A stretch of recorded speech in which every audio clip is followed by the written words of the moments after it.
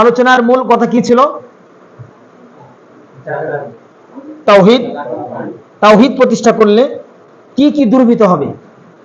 শিরক থাকবে না, কুসংস্কার থাকবে না, সমাজে ইসলাম সিয়াম প্রতিষ্ঠা হবে, সালাত প্রতিষ্ঠা হবে, এবং যাদের যাকাতের অধিকার রয়েছে খাওয়ার তারা পাবে। এবং এখানে আত্তাকুয়া মাদ্রাসা মসজিদ রয়েছে, মাদ্রাসা রয়েছে, নুরানি হেফজ বিভাগ রয়েছে, এবং সেখানে কিতাব বিভাগ প্রতিষ্ঠা হবে ইনশাআল্লাহ। সেই প্রতিষ্ঠানও এই যাকাতের মাল থেকেই চলবে ইনশাআল্লাহ। তবে এখানে একটা মাসালা, এই মাদ্রাসা প্রতিষ্ঠা করার ক্ষেত্রে যেন আপনার আমার সম্পদগুলি স্বচ্ছ থাকে, যাকাত থেকে না আসে, তাহলে সবচেয়ে উত্তম আফজলই গিয়া। সন্তান পড়াশোনা করবে, যেই এতিম আসবে এতিমগুলো সেখানে যেন এতিমের টাকা ওই মানে আপনার ইয়া থেকে আসে, আপনার যাকাতের ফান্ড থেকে আসে। আর যদি একান্তই মাদ্রাসাকে করতে হয়, অবশ্যই সেই প্রতিষ্ঠান থেকে কোনো রকমের লভ্যাংশ যেন চিন্তা ভাবনা না করা হয়। যদি যাকাতের ফান্ড থেকে ওই মাদ্রাসা ভবন নির্মাণ করা হয়, তাহলে কমিটির পক্ষ থেকে এই সিদ্ধান্ত থাকবে, এখান থেকে কোনোদিন যদি আমাদের এই চিন্তা যেন না আসে, এখান থেকে আমাদের লভ্যাংশ একটা থাকবে, এই ধরনের চিন্তা যেন আমাদের ভিতরে না থাকে। আশা করি বুঝতে পারছি বিষয়টি। কিন্তু এমনও কিছু জায়গা আছে যেখানে যাকাতের ফান্ড থেকে মাদ্রাসা তৈরি করা হয়, কিন্তু সেখানে নিজেদের একসময় যখন প্রতিষ্ঠিত হয়ে যায়, সেখান থেকে মাদ্রাসা থেকে যা খরচ হবে এবং একটা 5%, 10% একটা তাদের কমিটির দায়িত্বশীলরা নিয়ে থাকে। এরকম কিছু নজির আমাদের কাছে রয়েছে। এ ধরনের চিন্তা যেন না থাকে। যদি যাকাতের ফান্ড থেকে মাদ্রাসা প্রতিষ্ঠা করেন, তাহলে সম্পূর্ণ প্রতিষ্ঠানের যতদিন পর্যন্ত কিয়ামত পর্যন্ত প্রতিষ্ঠান থাকবে, ততদিন পর্যন্ত এই প্রতিষ্ঠান থেকে 10টা টাকাও যেন আমার পকেটে না আসে। পরবর্তী ইনশাআল্লাহ এই প্রতিজ্ঞাবদ্ধ থাকলে, একনিষ্ঠতার সাথে প্রতিষ্ঠান যদি আমি করতে চাই, একদিন না একদিন প্রতিষ্ঠান প্রতিষ্ঠিত হবেই ইনশাআল্লাহ। মাদ্রাসা দারুস সুন্নাহ 1980 সালে প্রতিষ্ঠা হয়ে 2016 সালে আমরা মদিনা বিশ্ববিদ্যালয়ে গিয়েছি, এবং 15 সালের দিকে মুআদালা চূড়ান্ত হয়েছে। 15 সালে মুআদালা, 14 সালে মুআদালা চূড়ান্ত হয়েছে, এবং আমরা মদিনা বিশ্ববিদ্যালয়ে গিয়েছি 16 সাল থেকে। না, 16 সালে আমরা ফারেক হয়েছি, দাওরা ফারেক হয়েছে 16 সালে। 16 সালে মানে বুখারী মুসলিম পড়া শেষ করে ছাত্রদেরকে, আমি প্রথম বছরের ছাত্র, আর আমার এই ভাই দ্বিতীয় বছর, তারপর পরবর্তী বছরের ছাত্র। কিন্তু আমরা মদিনায় ইসলাম বিশ্ববিদ্যালয়ে গিয়েছিলাম একই বছরে 2018 সালে 5 সেপ্টেম্বর একই সাথে গিয়েছি। কিন্তু প্রতিষ্ঠানের এতদিন পর্যন্ত দাওরা হয়নি, এবং মসজিদের ইমাম মসজিদের আজান দিয়েছে, গলা টিপে মুয়াজ্জিনকে আজান অবস্থা বের করে ফেলেছে। মসজিদের আজান দিতেছে, সেই সময় উপর থেকে টিন নিক্ষেপ করা হয়েছে, নামাজ চলতেছে, পাশে ড্রেন ছিল, ড্রেনের ময়লা আবর্জনা মসজিদে নিক্ষেপ করা হয়েছে। এমন করুণ পরিণতিতে মসজিদ মাদ্রাসা প্রতিষ্ঠিত হয়েছে। এখন আলহামদুলিল্লাহ 1499 জন ছাত্র। গত সেই দিন আমরা অনুষ্ঠান করলাম 7 আগস্ট, সেদিন সভাপতি সাহেব ঘোষণা করলেন 1499 জন ছাত্র মাদ্রাসায় এখন বর্তমানে। সুবহানাল্লাহ। এখন সেই দিন প্রতিযোগিতায় আমাদের 1101 জন প্রতিযোগিতায় ছাত্র অংশগ্রহণ করেছে। মদিনা ইসলাম বিশ্ববিদ্যালয় মাদ্রাসাতুল দারুস সুন্নাহর পক্ষ থেকে একটি পরিষদ রয়েছে, সেখানে ছাত্রদের তত্ত্বাবধানে একটি প্রতিযোগিতা হয়েছে। সেখানে 1101 জন প্রতিযোগিতায় অংশগ্রহণ করেছে। সুবহানাল্লাহ। ছেলে এবং মেয়ে উভয়। সেখানে মহিলা মাদ্রাসা, বালিকা মাদ্রাসাও দাওরা রয়েছে, মাদ্রাসা ছেলেদের দাওরা হয়েছে। আলহামদুলিল্লাহ। এটা সময় লাগবে, ধৈর্য, as-sabr আলাল আযা। এবং তাওহীদবাদীদেরকে আল্লাহ রাব্বুল আলামিন এদেরকে আহ্বান করে বলছেন, ইয়া আইয়ুহাল্লাযীনা আমানু, হে ঈমানদারগণ, হে মুমিন, ইস্তাঈনু বিস-সাবরি ওয়াস-সালাহ। হে ঈমানদারগণ, তোমরা ইস্তাঈনু, তোমরা সাহায্য চাও আল্লাহর কাছে। কোন সময়, কোথায়, কোন জায়গায়? বিস-সাবর, ধৈর্য ধরে, ওয়াস-সালাহ, বিস-সাবরি ওয়াস-সালাহ, তোমরা ধৈর্য ধরে সালাতে আল্লাহর কাছে কাঁদো। বুঝি নাই? তাহলে আল্লাহ রাব্বুল আলামিন দান করবেন। আর যদি আমরা ধৈর্য না থাকে, মাদ্রাসা দিয়েছি এই জন্য 2 রাকাতে নামাজ পড়িনি কোনোদিন, আল্লাহর কাছে তাহাজ্জুদ আদায় করে কাঁদি নেই, এটা মাদ্রাসা হবে না। ওই মাদ্রাসা যখন আমি ইতিহাস সংগ্রহ করে ইতিহাস লিখতে গিয়েছিলাম, যখন আমরা দাওরা ফারেক হব, স্মরণিকা যখন ছাপাবো, তখন ওই মুসল্লিদের যারা প্রতিষ্ঠাকালে কাজ করেছে তাদের কথা শুনে চোখ দিয়ে পানি এমনিতে ঝরে গিয়েছে। আল্লাহু আকবার। তাদের যে ব্যথা বেদনা প্রতিষ্ঠানের জন্য এবং পার্শ্ববর্তী ব্যক্তিদের পক্ষ থেকে এত আক্রমণ এবং এত কটূক্তি কথা তাদের কাছে সহ্য করতে হয়েছে ইসলাম প্রতিষ্ঠার জন্য। তারা সাহাবীদের যুগের মতো মানুষ আমি মনে করি। সুবহানাল্লাহ। হ্যাঁ, এখনো কিছুদিন আগেও, অর্থাৎ আমরা যে সময় 2013 সালে মাদ্রাসা থেকে ফারেক হয়ে যাব, 14 সালে ওখানে একটা সাইনবোর্ড দেওয়া হয়েছে। যদিও এই সাইনবোর্ডটি দিতে বাধ্য হয়েছিলাম আমি এবং আমার ক্লাসমেট ছিল একজন আব্দুল মুমিন ভাই। আমি সে সময় সভাপতি মাদ্রাসা দারুস সুন্নাহ সুবহান শাখার, আর উনি সহ সভাপতি। একজন ভাই ফোন করে পাশ থেকে বলতেছে, রাস্তা থেকে, শিয়া মসজিদের সামনে আমি আছি, তুমি এখানে আসো। আরেকজনকে ডাকতেছে। শিয়া এদের আকিদারা মুসলিম কিনা এই জন্য ইখতিলাফ। এবং যারা স্পষ্ট সাহাবীদেরকে গালি দেয়, যে সমস্ত শিয়াদের ভিতর সবাই আবার গালি দেয় না, যারা গালি দেয় এরা মুসলিম না। অথচ তারা বলছে যে শিয়া মসজিদের সাথে আছি, তুমি এখানে আসো। আমার হৃদয়ে রক্তক্ষরণ হলো। সেই দিনেই প্রতিজ্ঞা নিলাম যে এখানে একটা সাইনবোর্ড দিব। মাদ্রাসার সাইনবোর্ড ছিল না, এখনো সাইনবোর্ড উপস্থিত হয়েছে ওই 2014 সাল থেকে নিয়ে এখন পর্যন্ত, যে মসজিদে আহলে হাদিস জামি মসজিদ, মাদ্রাসা দারুস সুন্নাহ ও মসজিদে বাইতুল হক। আহলে হাদিস জামি মসজিদ একটি বিশাল বড় করে লেখা আছে, এর সাথে নিচে আছে মাদ্রাসা দারুস সুন্নাহ ও মসজিদে বাইতুল হক। এখন ওই সাইনবোর্ডটি রয়েছে। কারণ এখন আলহামদুলিল্লাহ আশপাশে যারা রয়েছে তারা বলে মসজিদে বাইতুল হকের সংলগ্ন তারা লিফলেট ছাপায়, মাইকিং করে, এই মসজিদের সামনে আমার দোকান বা আমার স্টোর, আমার মানে যার যার যে দোকান সেগুলো সে প্রচার করে। সেই জিনিসটা এখন আলহামদুলিল্লাহ মানে দূরীভূত হচ্ছে।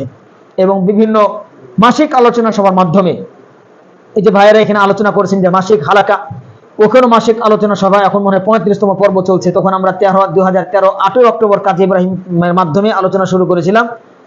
সেই সময় থেকে নিয়ে এখন পর্যন্ত মাত্র প্রতিনিয়ত ছাত্রদের পড়াশোনার কারণে সবসময় করা যায় না, কোনো সময় পরীক্ষা, কোনো সময় ছুটি বেঘাত হয়। যদিও নাম মাসিক আলোচনা সভা নাম দিয়েছিলাম।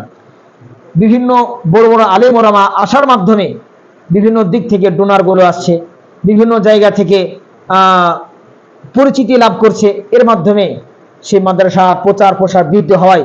এখন 3.5 আড়িয়া কত, মানে 3 আড়াই কত হয়, আড়াই কত হয়, 7.5 কাঠার উপরে, 7.5 কাঠা জায়গার উপরে মাদ্রাসা এখন একই জায়গায় 5 কাঠা জায়গাতে 2টি প্লট মিলে একটি মানে ভবন নির্মাণ হচ্ছে। কাজ পাইলিং হয়ে গেছে আলহামদুলিল্লাহ, আলহামদুলিল্লাহ। এবং 2.5 কাঠা জায়গাতে ওটাও আবার ভেঙে 7.5 কাঠা একটি ভবন হবে, এরকম প্ল্যান নিয়ে কাজ করছে আলহামদুলিল্লাহ।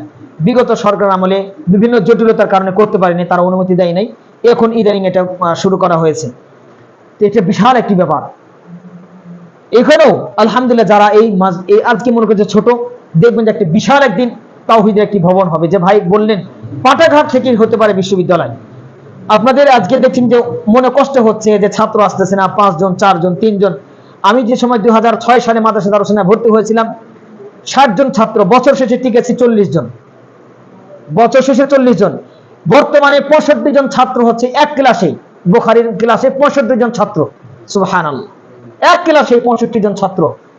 আর সেই সময় সারা মাদ্রাসা শহীদুল্লাহ খান মাদানী সে সময় প্রিন্সিপাল, সকল মাদ্রাসার ছাত্রদের মিলে 60 জন ছাত্র, বছর শেষে 30-35 জন, কোন ক্লাসে একজন। আমাদের আব্দুল শেখ আব্দুল নূর মাদানী হাফিজাহুল্লাহ, তিনি 2 জন ছাত্র নিয়ে মেশকাত পড়াইতেন, বুলুগুল মারাম পড়াইতেন 3 জন নিয়ে পড়াইতেন। তো 4 জন ছাত্র আবাসিক আছে, অনাবাসিক মনে করেন যে নুরানি বিভাগে 22 জন, বিশাল ব্যাপার 22 জন ছাত্র। ওই যে ভাই বললেন যে এখানে যদি তাওহীদের জ্ঞান অর্জনকারী মাদ্রাসার সাথে সম্পৃক্ত হয়, তারাই কি হবে একদিন বলবে যে আমি মাদ্রাসার ছাত্র ছিলাম। ওই মাদ্রাসা যখন সাইনবোর্ড স্থাপন করি, মাদ্রাসা একজন ছাত্র ছিল, সে ওই এলাকার পাওয়ারফুল একজন দায়িত্বশীল, সে এখানে বসে থেকে চেয়ারে বসে থেকে ওই সাইনবোর্ড স্থাপন করা হয়েছে, এর পাওয়া সম্ভব ছিল না। সে থাকার কারণে যারা আমাদের মাদ্রাসার প্রতিপক্ষ শত্রু ছিল তারা দূরে দূরে ঘুরেছে, কিন্তু কাছে আসে নাই। এই জন্য দাওয়াত, উদউ ইলা সাবিলি রাব্বিকা বিল হিকমাহ ওয়াল মাউইযাতিল হাসানা, এটা পূর্ণাঙ্গ আমাদের ভিতর থাকতে হবে। কৌশলে আমাদেরকে দাওয়াত দিতে হবে, কৌশলে দাওয়াত দিলে আমরা পারবো, তাড়াহুড়া করা যাবে না। আমি ওখানে দাঁড়াইছিলাম, আমি ইমামতি করেছিলাম। আমরা কিন্তু শত্রুতা করে ইমামতি করি নাই, কিন্তু পরক্ষণে শুনলাম আমরা নাকি শত্রুতা করে ইমামতি করেছি। না, আমাদের এখান থেকে যেতে ওযুখানা খুঁজতে আর টয়লেট খুঁজতে, আমাদের এদিক আর ওদিক, এ পাশে আর ওই পাশে যাওয়া আসা করতে করতে সলাত শেষ, মসজিদে প্রবেশ করেছি, এর আগে সালাম ফিরা শেষ, আরেকজন ভাই একাই শুরু করতে যাচ্ছিলেন। আমি বললাম তাহলে উনি বললেন তাহলে জামাত করে শুরু করি। আলহামদুলিল্লাহ 3 জন থেকে আরো আলহামদুলিল্লাহ 5-10 জন প্রায় নামাজে দাঁড়ালেন। কিন্তু পরক্ষণে কি হলো, ভিতর থেকে যে কোরআন এবং হাদিসের জ্ঞান না থাকার কারণে তাদের ভিতরে এই ধরনের মন্তব্য। এই জন্য আল্লাহ বলছেন ওয়ামা ইয়াস্তাবিল আমাল বাসীর ওয়ালা যুলুমাতু ওয়ালা নূর ওয়ালা যিল্লু ওয়ালাল হারুর, যে চক্ষুষ্মান ব্যক্তি আর অন্ধকার ব্যক্তি কি সমান? সমান নয়। আল্লাহ বলছে, প্রশ্ন করতেছে, জ্ঞানবান ব্যক্তি এবং মানে জ্ঞানহীন ব্যক্তি কি সমান? সমান না, এরা জ্ঞান নাই, এদের সাথে আমি ওখানে দাঁড়িয়ে কেন কথা বলবো? তারা আসুক, তারা যদি ভদ্রতার সাথে এবং জানার উদ্দেশ্যে আমার কাছে জিজ্ঞেস করে, ওখানে তো কথা বলে ঝগড়া করবে, ফাসাদ সৃষ্টি হবে। আল্লাহ রাব্বুল আলামিন বলছেন এদেরকে এড়িয়ে চলো। যেখানে তুমি আশঙ্কা বোধ করবে যেখানে গন্ডগোল ফাসাদ সৃষ্টি হতে পারে, সেখান থেকে তুমি দূরে যাও, কৌশল করো। রাসূল সাল্লাল্লাহু আলাইহি ওয়াসাল্লাম 3 জন ব্যক্তিকে নিয়ে কি জিহাদের মধ্যে নেমেছিলেন? নামেন নেই। কাজী তারা এখানে তর্ক বিতর্কের মনোভাব নিয়ে কথা বলছে, সেখানে আমি দাঁড়িয়ে যদি কথা বলি, সেখানে মনক্ষুণ্ণ হবে, বিশৃঙ্খলা সৃষ্টি হবে। আজকের যে পরিবেশ কথা বলা, সেটা হতে সুযোগ থাকবে না। এই জন্য উদউ ইলা সাবিল রাব্বিকা বিল হিকমাহ, এই আয়াতটি বাস্তবায়ন আমাদের নিজের জীবনে থাকতে হবে। ওমা ইয়াস্তাবিল আ'মা ওয়াল বাসীর, যে আমাকে কুল হাদিহি সাবিলি আদউ ইলাল্লাহ আলা বাসীরাতিন আনা ওয়া মান ইত্তাবা'আনি, আমাকে জ্ঞান প্রচার প্রসার করতে হলে অঢেল জ্ঞানের অধিকারী হতে হবে, এবং যদি আমার অল্প জ্ঞান থাকে তাহলে বেশি কথা বলা যাবে না। শাইখ বললেন না যে আমাদের জ্ঞান দিয়ে কথা বলতে হবে, তর্ক বিতর্ক করে মানুষের ইমানের পথে আনা যাবে না। এজন্য আমরা শেষ করার পূর্বেই 8:30 বেজে গেছে, অনেকে অনেক দূর দূরান্ত থেকে আসছেন, সকলকে কৃতজ্ঞতা জ্ঞাপন করছি। এবং আজকে আলোচনা থেকে যা শুনলাম আমি বললাম, যা শুনলাম, সকলে যেন আমরা আমল করতে পারি, আল্লাহ রাব্বুল আলামিন তৌফিক দান করুন। ধৈর্যের সাথে এই পাঠাগারকে প্রতিষ্ঠা করার জন্য সকলের একজন আরেকজনের সহযোগিতা করার তৌফিক দান করুন। আর এই পাঠাগার প্রতিষ্ঠা যারা করেছেন, কিয়ামত পর্যন্ত একটি কি এর প্রতিদান পাবে ইনশাআল্লাহ। তবে একটি বিষয়, ওয়ামা উমিরু ইল্লা লিয়াবুদুল্লাহা মুখলিসিনা লাহুদ্দিন, ওই আলোচনা শেষ করে আমি বলবো, এখন পাঠাগার সম্পর্কে 2-1 মিনিট কথা বলে শেষ করব, যে যারা দিনকে ইখলাসের সাথে, একনিষ্ঠতার সাথে কোনো ভালো কাজ যে ব্যক্তি করবে, আল্লাহ সন্তুষ্টি সেটা প্রতিষ্ঠা হবে, সেটা ভেঙে যাবে না। লোভ লালসায় যে বিক্রয় বিভাগ রয়েছে, টানা পড়া থাকতে পারে, ক্যাশে বসছে, আরেকজনের যে পাশে আছে তার ভিতরে শয়তান কিন্তু অশ্বাসে দিতে পারে, তো 10 টাকা নিয়ে ফেলছে, এখানে 20 টাকা বিক্রি করছে, সে 15 টাকা দেয় মানুষকে জমা দিয়েছে, 5 টাকা নিয়ে নিয়েছে, এই সে বলতে পারে, বলবে যে ওনাকে রাখা হয়েছে, আব্দুল্লাহকে রাখা হয়েছে, আব্দুল্লাহ চরিত্র ভালো না, তার নীতি ভালো না, সে কি করে, বিক্রি করে 10 টাকা 15 টাকা দিয়ে, আর দেখায় 12 টাকা, 3 টাকা রেখে দেয়, প্রতি 3 টাকা রাখলে মানে বহুত টাকা রেখে দেয়, সরান এখান থেকে। অথচ সে ইখলাসের সাথে কাজ করতেছে এবং পরিবারকে সময় দেওয়ার পরে যে সময়টা থাকতেছে সে সময়টা এখানে দিচ্ছে, অফিস আদালত সময়টা শেষ করেই, অথচ তার সময় মূল্যায়ন কিভাবে করলেন, তাকে একটা মিথ্যা তুহমত অপবাদ দিয়ে, তাই না? কিন্তু আপনি এটা দেখেন যে বিক্রি করেছেন কার কাছে, যে ব্যক্তির কাছে তার সাথে পরামর্শ প্রয়োজন, আপনার সন্দেহ থাকে, তাকে আলোচনা করুন, ভাই বইটা কত দিয়ে কিনেছেন, ইন জাআকুম ফাসিকুম বিনাবাইন ফাতাবায়ানু, তোমার যদি সন্দেহ হয়, তাহলে তুমি যদি দেখো যে ওই ব্যক্তির কাছে বিক্রি করেছে, এই বই নিয়ে তোমার সন্দেহ হচ্ছে, তুমি জিজ্ঞাসা করো কত টাকা দিয়ে বিক্রি করেছে, তুমি তার মাধ্যমে আরেকজনকে সাক্ষী বানাও যে হ্যাঁ এত টাকা দিয়ে সে বিক্রি করেছে। কারণ ইতিপূর্বে বিভিন্ন জায়গায় লাইব্রেরি হয়েছে, আমি বহু জায়গায় ঘোরেন মানুষ, সাংগঠনিক কাজের কারণে বাংলা জমিয়ত আহলে হাদিসের অঙ্গ সংগঠন জমিয়ত সুবহান হাদিস বাংলাদেশের এই প্ল্যাটফর্মে আমি দাওয়াতি কাজ করি। ওই সুবহানের দাওয়াত প্রচার করতে হবে তা না, কিন্তু একটি মার্কাজ, একটি সংস্থা, এই সংস্থার মধ্যে একটি প্যানেল, এই প্যানেলের ভিতরে থেকে আমরা দাওয়াতি কাজ করব। একজন যাবে ফরিদগঞ্জে, একজন যাবে ভ্যামছড়ি, একজন যাবে আপনার কি যেন ভাই মতলবে, একজন কচুয়াই, সব জায়গায় আমার পক্ষে যাওয়া সম্ভব না। কিন্তু আমরা গোল টেবিলে বসে আমাদের পরিকল্পনা কি সেটা বাস্তবায়ন, মানে পরিকল্পনা করে সেটা বাস্তবায়নের জন্য বিভিন্ন দিগন্তে আমরা ছড়িয়ে পড়বো। সেই সুবাদে বিভিন্ন জায়গায় গিয়েছি, বিভিন্ন জায়গায় লাইব্রেরি বন্ধ হয়ে গেছে, এবং কি লাইব্রেরিকে কেন্দ্র করে পাঠাগার বন্ধ, মানে এই যে একটা ইসলামী হালাকা ছিল সেটাও বন্ধ হয়ে গেছে। এগুলো মানুষের ভিতরে হিংসা বিদ্বেষ এবং আরেকজনের প্রতি মানে সহানুভূতিশীলতা এবং মেনে নেওয়ার, কিছু আমাকে একটা কাজ দিয়েছে সেটা কাজ করে নেই, অপর আবার চড়াও কথা বলি, আমার খাইতে কাম না, আমি এখানে সময় দিই বিনামূল্যে, আবার আমাকে গরম গরম কথা বলবে। ঠিক আছে, ও বলে ফেলেছে, আমি ধৈর্য ধরি, তার জ্ঞান কম, আমাকে এভাবে কথা বলেছে, সে আমার ছোট হোক বড় হোক বলে ফেলেছে, যাই হোক মেনে নিলাম। আমি কাজ করছি কার জন্য? তাকে খুশি করার জন্য, এই প্রতিষ্ঠানকে খুশি করার জন্য। এই প্রতিদান দিবে কে? আল্লাহ। তো মেনে নিই, তাহলেই এই প্রতিষ্ঠান টিকবে ইনশা। মাদ্রাসা দারুস সুন্নাহ সুববানির লাইব্রেরি ছিল 1700 টাকা দিয়ে গঠিত হওয়া, আজকে আলহামদুলিল্লাহ 3 থেকে 4 লক্ষ টাকার অধিক বই আনা দানা। এখান থেকে লভ্যাংশে 1 টাকা বাইরে নেওয়া হয় না। জব প্রফিট হয় 2 টাকা, 5 টাকা, 4 টাকা, 3 টাকা। ওখানে কোনো লাইব্রেরি ছিল না, মানুষজন বই কিনতো, 10 টাকা লাভ হতো, ওই ছাত্রদের পরিশ্রমী ওই টাকা আবার ইনভেস্ট ওখানে হতো। এই করতে করতে এখন 3 থেকে 4 লক্ষ টাকার বই ওই লাইব্রেরিতে রয়েছে আলহামদুলিল্লাহ। এটা কিসের কারণে? তাদের ইখলাস খুলুসিয়াত এখন পর্যন্ত মাদ্রাসা দারুস সুন্নাহ যে ছাত্ররা যে লাইব্রেরির দায়িত্বশীল রয়েছে তাদের ভিতরে আছে, যার ফলে সেখান থেকে মানুষ সহজলভ্যে একটা বই পায়। এবং খুতবা শুনেছে এই বিষয় সম্পর্কে কি বই আছে, সে বইটা তার কাছে সে নিয়ে যায়, বইয়ের সাথে মিলাই, বুখারী মুসলিম নিয়ে যায়, হাদিসের কিতাবগুলো নিয়ে যায়, যার ফলে আলহামদুলিল্লাহ। কাজে আল্লাহর কাছে আমরা এই দোয়া করবো যেন লাইব্রেরি যেন প্রতিষ্ঠিত থাকে, আল্লাহ রাব্বুল আলামিন তৌফিক দান করুক। কাজেই দীর্ঘক্ষণ আলোচনা করে ফেললাম, আপনাদের হয়তো অনেকের কষ্ট হয়ে গেল, ক্ষমা করবেন। এবং আমরা দোয়া করে আল্লাহ রাব্বুল আলামিন যত পথের কাঁটা আছে সবগুলো যেন সরে যায়, সঠিকভাবে যেন প্রতিষ্ঠান প্রতিষ্ঠিত হয়। এবং আমরা আজকে এখান থেকে বাড়ি যাওয়ার পথের জন্য কোনো ধরনের বিপদ আপদ থেকে আমাদেরকে আল্লাহ রাব্বুল আলামিন হেফাজত করেন। এই বলে আমি আমার সংক্ষিপ্ত আলোচনা শেষ করছি। সর্বোপরি আবারও এই প্রতিষ্ঠানে যারা দায়িত্বশীল, যারা আজকের আয়োজন করেছেন, অনেক কষ্ট করেছেন, দাওয়াতি কাজ করেছেন, সকলকে আল্লাহ রাব্বুল আলামিন উত্তর প্রতিদান দান করুক। ইহকাল এবং পরকালের জন্য জান্নাতের ওসিলা হিসেবে এবং ইহকালের জন্য তার নাজাতের পথ হিসেবে যেন কাজ করে। আল্লাহ রাব্বুল আলামিন কবুল মঞ্জুর করেন, আল্লাহুম্মা আমিন। সুবহানাকাল্লাহুম্মা বিহামদিকা আশহাদু আল্লা ইলাহা ইল্লা আনতা আস্তাগফিরুকা ওয়া আতুবু ইলাইক। এখানে কি রয়েছে?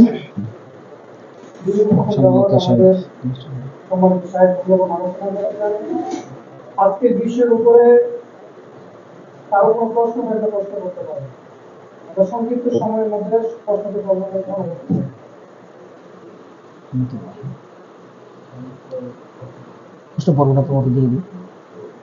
আজকের বিষয় ছাড়া অন্য কোনো প্রসঙ্গ নিয়ে যদি কারো কোনো প্রশ্ন থাকে প্রশ্ন করতে পারে। আশা করি মানে প্রশ্ন নাই নাকি? আর প্রশ্ন থাকলে আমি আমার শ্রদ্ধাভাজন বা ইউসুফ ভাইকে প্রশ্নের উত্তর দেওয়ার জন্য আমি বলবো যে তিনি প্রশ্ন উত্তর দিবেন। মাশাআল্লাহ, উনি তাওহীদ নিয়ে পড়াশোনা করছেন, আমি তাওহীদ নিয়ে পড়াশোনা করছি। তাওহীদ সম্পর্কে আজকের বিষয় সংশ্লিষ্ট যদি থাকে সেখানে প্রশ্ন থাকলে উত্তর মানে প্রশ্ন করবেন, আমি মুসাআদা থাকবো ইনশাআল্লাহ।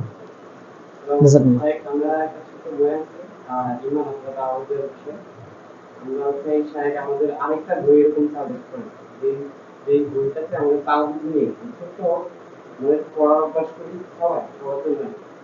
তো বই আপনারা সাজেস্ট করেন কোন রাইটারের বই, কোন বইটা বইটা আমরা নেক্সট পড়ার জন্য, এটা আমরা 15 দিনের জন্য করি, 2 সপ্তাহে আমরা এটা শেষ করবো। নেক্সট সালাকাতের জন্য আমরা আরেকটা বই ভিডিও দিতে পারি। বই এখানে একটা বই আছে আমাদের করা ছিল, সেটা আমাদের মনে হয় এখানে প্রয়োজন। কতিপয় আকীদা সম্পর্কিত কতিপয় গুরুত্বপূর্ণ মাসআলা, হ্যাঁ, আকীদা সম্পর্কিত কতিপয় গুরুত্বপূর্ণ মাসআলা, এই বইটা আপনার সম্পর্কে নেবেন, কারণ মানুষের আকীদা ঠিক করা দরকার। আকীদা নিয়ে কোরআন এবং হাদিস থেকে যে প্রশ্ন করা হয় মানুষকে জানানো হয়, আকীদা ঠিক হয়ে গেলে মানুষ তখন তাওহীদ মানে সালাত সিয়াম এগুলো ঠিক হবে। আকীদা যখন বুঝবে তখন তাকে সুন্নাহ কথা বলা যাবে।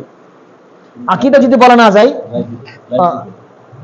আকীদা যদি বলা না যায়, আকীদা যদি ঠিক না হয় কিন্তু সুন্নাহ সে মেনে নেবে না, ওর আকীদাই ঠিক হয় নাই। এই জন্য আকীদা সম্পর্কিত কতিপয় গুরুত্বপূর্ণ মাসআলা, এই বইটি রয়েছে সুববান রিসার্চ সেন্টারে, বাংলা জমিয়ত আহলে হাদিসের অফিসের ওখানে একটা লাইব্রেরি আছে মাকতাবাতুস সুববান, ওই লাইব্রেরিতে এই বইটি পাবেন। এই বইটা আপনাদের জন্য প্রয়োজন আমি মনে করছি, ছোট্ট বই, কিন্তু এটা আপনারা আজকে 3টে 4টে এবং এ সপ্তাহ 3টা প্রশ্ন, আগামীকাল 4টা, তারপরের দিন, এইভাবে করে প্রশ্ন আকারে আপনি প্রশ্ন এবং উত্তর পেয়ে যাবেন ইনশাআল্লাহ কোরআন এবং হাদিস থেকে দলিল আদিল্লার মাধ্যমে। আকীদা সম্পর্কিত কতিপয় গুরুত্বপূর্ণ মাসআলা, রাইটার হলে আমাদের শহীদুল্লাহ খান মাদানী আছেন।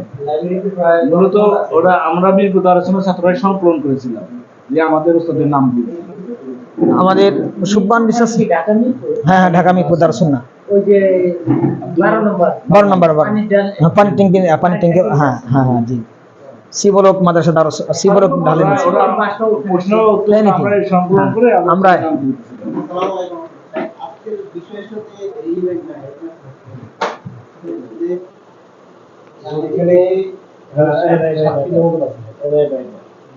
না, তাহলে এটা তো হ্যাঁ হ্যাঁ, এটা আপনাদের হয়ে গেছে পড়া? এটা সমাজে ব্যাপক আলোড়ন সৃষ্টি করছে। ছোট বই হলে কি হবে? এই বই আমার নাম্বার ছিল আগে। এখন সমাজে যত কুসংস্কার আছে আমাদের উল্লেখ করা হয়েছে প্রশ্ন আপনার ব্যাপক আকার আলোড়ন সৃষ্টি করছে। সাহেব, আমরা জানি যে নারীরা মাহারাম ছাড়া প্রাপ্তবয়স্ক নারীরা ঘর থেকে বের হতে পারে না, এমনকি হজে যেতে পারে না। এখন রিসেন্টলি কিছু নিউজে দেখলাম কিছু ঘটনা ঘটছে, কিছু মহিলা মাদ্রাসায় ঘটনা ঘটছে, অনেকে অবগত। কারণ আমার প্রশ্ন হচ্ছে যেটা, বাংলাদেশে যে সমস্ত মহিলা মাদ্রাসা আছে, যারা প্রাপ্তবয়স্ক মেয়েরা পড়ে অভিভাবক ছাড়া আবাসিকে দেখি, এই জিনিসটাকে আসলে খুবই সম্মত। মানে শরীয়তে এটা কি বলে, প্রাপ্তবয়স্ক বাড়ি ছেড়ে কয়েকটা ঘটনা ঘটছে এটা। আলহামদুলিল্লাহ, সুন্দরভাবে আপনি প্রশ্ন করেছেন। এটি কিন্তু কোরআন এবং হাদিসে দৃষ্টিতে সেটার সমাধান কি হতে পারে, তাই না? যে মাদ্রাসাগুলিতে আপনার তাওহীদ রয়েছে, যে মাদ্রাসাগুলিতে পূর্ণাঙ্গ তাওহীদের বিশ্বাসী এবং সুন্নাহ আমলে বাস্তবায়ন আছে, শুধু সুন্নাহ বিশ্বাস করি না, সুন্নাহ যদি বাস্তবায়ন থাকে তাহলে এ ধরনের অপকর্ম থেকে অবশ্যই প্রতিষ্ঠান রক্ষা পাবে ইনশাআল্লাহ। আর পৃথিবীতে সর্বপ্রথম একজন শিক্ষক হলেন মা। পৃথিবীতে আমাদের সমাজে পৃথিবীতে সর্বপ্রথম শিক্ষককে, সন্তানে কে শিক্ষক হয়? মা শিক্ষক হয়, বাবাও কিন্তু না। মা যা বলে, মার যার রীতি, মার যা চলন, সেটাই কিন্তু শিখে। মা যখন খাওয়াই বলে বিসমিল্লাহ, মা বলবে ডান হাত দিয়ে খাও। তাহলে প্রথম শিক্ষককে মা। এজন্য মাদেরকে শিক্ষা দেওয়ার গুরুত্ব, রাসূল সাল্লাল্লাহু আলাইহি ওয়াসাল্লামের যুগের পদ্ধতি ছিল একটা, বর্তমান সময় ওই পদ্ধতি হবে না। আগের যুগের পদ্ধতি ছিল মসজিদ ভিত্তিক শিক্ষা। আগের যুগের পদ্ধতি কি ছিল? মসজিদ ভিত্তিক শিক্ষা। রাসূল সাল্লাল্লাহু আলাইহি ওয়াসাল্লামের মসজিদের নববী, সেটাও ছিল একটি মাদ্রাসা, একটি বিদ্যালয়, একটি বিশ্ববিদ্যালয় ছিল সেটা। কেন? সেখানেই মাহরাম যারা, আপনার যারা মহিলা, তারাও সেখানে শিক্ষা অর্জন করত, পর্দার আড়ালে থাকতো। সম্পূর্ণ প্রশ্ন রাসূল সাল্লাল্লাহু আলাইহি ওয়াসাল্লামের কাছে পৌঁছাতে পারতো না, মা আয়েশা রাদিয়াল্লাহু তাআলার কাছে প্রশ্ন করতেন। আর এই প্রশ্ন কালেক্ট করে, প্রশ্ন রাসূল সাল্লাল্লাহু আলাইহি ওয়াসাল্লামের কাছে উপস্থাপন করে, এই প্রশ্ন আবার ওই মাকে দিতেন, ওই বোনকে দিতেন, তাই না? তারাও সে সময় শিক্ষা অর্জন করেছে। কিন্তু বর্তমান সময়ে মসজিদে খুতবাতে মা বোনদের সালাতের ব্যবস্থাই নাই। আছে হাতে গোনা যারা তাওহীদি মসজিদ রয়েছে, ইসলামের আদর্শেই যারা প্রতিষ্ঠিত মসজিদ, রাসূল সাল্লাল্লাহু আলাইহি ওয়াসাল্লামের ধারায় যারা প্রতিষ্ঠিত মসজিদ, সেই মসজিদগুলোতে শুধুমাত্র রয়েছে, সকল মসজিদে নাই। তাহলে মাদেরকে ইসলামী শিক্ষা থেকে দূরে রাখার একটি সবথেকে বড় বাধা হলো মসজিদ থেকে দূরে রাখা। 2 নম্বর বিষয় হলো স্কুল ভার্সিটিতে মহিলারা অবাধভাবে, আমার মেয়ে, আমার বোন সেখানে পড়াশোনা করছে, হিজাব নাই, পর্দা ঠিক নেই, এবং বুকের উপরে কাপড় নেই, আপনার শরীরের অঙ্গ প্রত্যঙ্গ অনেক জায়গা খোলা। শুধুমাত্র যেগুলো খোলা রাখার দরকার সেটা ছাড়াও যেগুলোর দিকে দৃষ্টি দেওয়া কঠিন, সেখান থেকে একজন ব্যক্তিকে বের করে নিয়ে এসে একটি ইসলামী বিদ্যালয় করে শুধুমাত্র মহিলাদের আবদ্ধ একটি জায়গায় রেখে এবং কড়া নিরাপত্তার সাথে যদি কোনো প্রতিষ্ঠা করে এবং সেখান থেকে তাওহীদি শিক্ষা, ইহকালের শিক্ষা, পরকালের শিক্ষা দেওয়া হয়, আমার মনে হয় সেখানে এর চাইতে উত্তম ব্যবস্থা হতে পারে না। মাদেরকেও তো অবশ্যই শিক্ষিত হতে হবে না? ডাক্তার হতে হবে। ডাক্তার না হলে পারে সিজার করতেছে, অপারেশন করতেছে, আর একজন মা অন্য একজন পুরুষের কাছে যাচ্ছে না? তো একজন শিক্ষিত নারী যদি ডাক্তার হয়, তাওহীদি নারী যদি ডাক্তার হয়, এই ডাক্তারের দ্বারা একজন মা সেবা পাবে না? হোমিও চিকিৎসা পাবে না এবং অ্যালোপ্যাথিক চিকিৎসা পাবে না। শিরজারের রোগী মানে যারা আছে তারা মানে পুরা বস্ত্র আপনার লেবাসকে খুলে ফেলে দিয়ে একবারে যেই জায়গাগুলি দেখানো হারাম সেই জায়গা অন্য একজন মানে পুরুষ দেখতেছে, তার চাইতে কি একজন ইসলামের ডাক্তার বানানো ভালো না? অবশ্যই ভালো। এই দৃষ্টিকোণ থেকে আমি বলবো অবশ্যই প্রতিটি এলাকায় মহল্লায় মহিলা মাদ্রাসা অবশ্যই হওয়া জরুরি, অবশ্যই হওয়া জরুরি। এই জন্যই মহিলা মাদ্রাসা শুধু এমন হবে যে শুধুমাত্র তাওহীদ শিখবে তা না, অবশ্যই সেখানে যেন দুনিয়াবি জ্ঞানও শিক্ষা দেওয়া হয়। যেখানে অবশ্যই যেন সেখানে তাওহীদ শিক্ষা দেওয়া হয়, অবশ্যই সেখানে যেন আপনার ডাক্তারি জ্ঞান শিক্ষা দেওয়া। ইলম ও তিব পৃথিবীর সর্বশেষ আমল উঠে যাবে, ইলম ও তিব পৃথিবীতে কোরআন হাদিস উঠে যাবে, কোরআন হাদিসের জ্ঞান উঠে যাবে, কিন্তু ইলম ও তিব ডাক্তারি জ্ঞান সর্বশেষ উঠবে। এই জন্য ডাক্তারি জ্ঞান অবশ্যই আমাদের মা বোনদেরকে দেওয়া দরকার। এজন্য আমার দৃষ্টিতে ব্যাংকে কিন্তু মহিলারাও যায় না, ব্যাংকে লেনদেনের জন্য যায় না, কিন্তু সেখানে একজন অপর পুরুষের সাথে কথা বলে না, কথা বলতে হয়। তো একজন যিনি ব্যাংকার যদি মহিলা হয়, এই ব্যাংকটা হলো মহিলাদের ব্যাংক। এখানে যে এই ব্যাংকের সিরিয়াল ধরো ইসলামিক একটা শাখা রয়েছে, সেখানে মহিলা শাখা, এখানে কোনো পুরুষ যাবে না, কোনো পুরুষ যাবে না, এরকম হতে পারে না। এখানে আপনার কি রয়েছে, আপনার সৌদি এম্বাসি রয়েছে, সেখানে শুধু মহিলা থাকবে, মহিলা তার কাজ করবে সেখানে, এরকম হতে পারে না। আপনার এমন জায়গা হবে, পাসপোর্ট আমাদের করতে হয় বিভিন্ন জায়গায় যাওয়ার জন্য, সেখানে পাসপোর্টের ছবি তুলতে হয়, সেখানে পাসপোর্টের ছবিগুলো কে তুলবে? মহিলারা তুলবে। এই ধরনের টিপ দেওয়ার সময় আঙ্গুল বের করে আরেকজন পারে না, ওই জন্য আরেকজন পুরুষ তার হাত ধরে টিপ দেওয়া দেয়, এখানে মহিলা থাকতে পারে না। কাজে মহিলা অবশ্যই প্রয়োজন রয়েছে বিভিন্ন জায়গায়।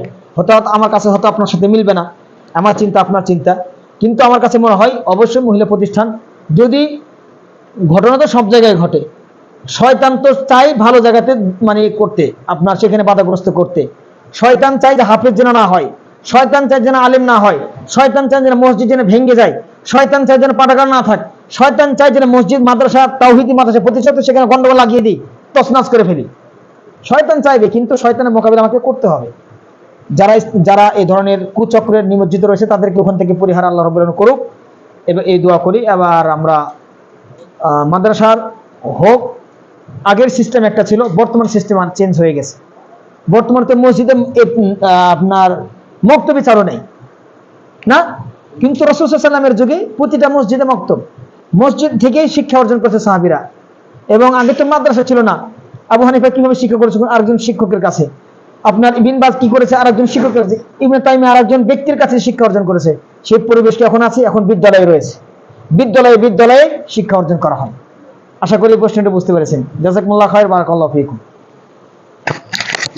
আমাদের ইমাম ও ইসলাম বঙ্গের কারণ সম্পর্কে আমাদের যে বইগুলো রয়েছে, আমরা প্রত্যেকে একটা করে বই সংগ্রহ করবো ইনশাআল্লাহ।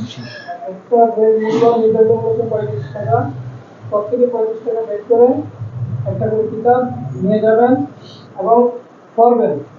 ইনশাআল্লাহ আমরা 15 দিনের মধ্যে এই কিতাবটা এখানে বসে আমরা সবাই দিয়ে দেব। যে কোনো একজন দিয়ে আমরা এই বই সম্পর্কে আমরা আলোচনা করব ইনশাআল্লাহ। আমাদের প্রত্যেকে উচিত একটা করে কিতাব সংগ্রহ করা। তাই দেবে, সবার হবে ইনশাআল্লাহ। ভাইয়া